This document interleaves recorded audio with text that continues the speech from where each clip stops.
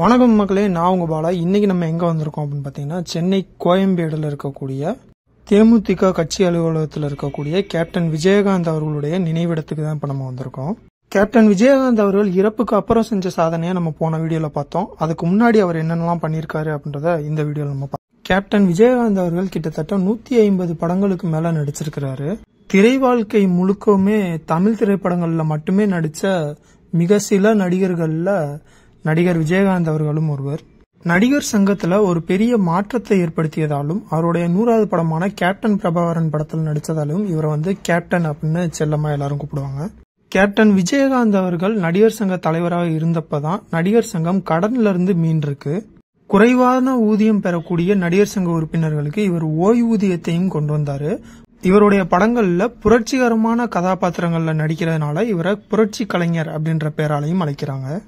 எம்ஜிஆர் அவர்கள் தன்னை தேடி வரக்கூடிய கஷ்டப்படுறவங்களுக்கு உதவி செய்வாரு அப்படின்னு நம்ம நிறைய பேர் கேட்டிருப்போம்.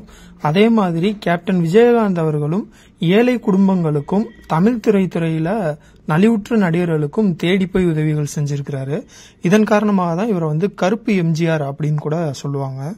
கேப்டன் விஜயகாந்த் அவர்கள் தான் முதல் முறையா தனக்கு என்ன தரத்துல உணவு வழங்கப்படுதோ அதே தரத்துல கடைக்கோடியில் இருக்கக்கூடிய நடிகர்களுக்கும் படக்குழு உறுப்பினர்களுக்கும் அதே தரத்துல வழங்கணும் அப்படின்னு சொல்லி கேட்டு தன்னுடைய சம்பளத்துல ஒரு பங்கை அந்த சாப்பாட்டுக்குன்னு பிரிச்சு கொடுத்தவர் கேப்டன் விஜயகாந்த் அவர்கள் தான்.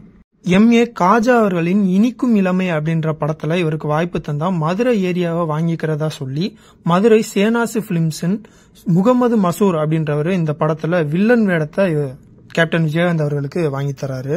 இந்த படத்துல இருந்து தான் விஜயராஜ் அப்படின்ற பேரு விஜயகாந்த் அப்படின்னு சொல்லி M.A. காஜா அவர்கள் மாற்றுறாரு. என் கேள்விக்கு என்ன பதில் அப்படின்ற படத்துல கேப்டன் விஜயகாந்த் அவர்கள் ரஜினிகாந்துடைய தம்பியாக ஒரு துணை கதாபாத்திரத்துல நடிக்கிறதுக்கு ஒப்பந்தமாகறாரு. அவருக்கு 101 ரூபா முன்பணமாகவும் கொடுத்து 3 நாள் மட்டுமே ஷூட்டிங் எடுத்திருக்காங்க. அதுக்கப்புறமா அவரை அந்த கேரக்டர்ல இருந்து தூக்கிட்டு A.E. மனோகரன் அவர்கள் நடிக்கிறாரு. கேப்டன் விஜயகாந்த் அவர்கள் தன்னுடைய திரைத்துறை பயணத்துல பல திரைப்பட தயாரிப்பாளர்களால இவர் நிறைய வாய்ப்புகளை இழந்திருக்கிறாரு. அதுக்கு பெரும்பாலான காரணம் என்ன அப்படின்னு பார்த்தா இவர் கருப்பா இருக்கிறாரு அப்படின்னு சொல்லி தான் அவரை ரிஜெக்ட் பண்ணிருக்காங்க. ஆனா இன்னைக்கு தேதிக்கு பல திரைப்பட தயாரிப்பாளர்களை வாழ வச்ச ஒரு நடிகரா இருக்கிறது யாரு அப்படின்னு பார்த்தா கேப்டன் விஜயகாந்த் அவர்களை தான் சொல்லுவாங்க. கேப்டன் விஜயகாந்த் அவர்கள் கருப்பாக இருக்காரு அப்படின்னு சொல்லி சில கதாநாயகிகளும் இவருடன் சேர்ந்து நடிக்க எதிர்ப்பு தெரிவிச்சு நிறைய படங்களை நிராகரிச்சிருக்கிறாங்க.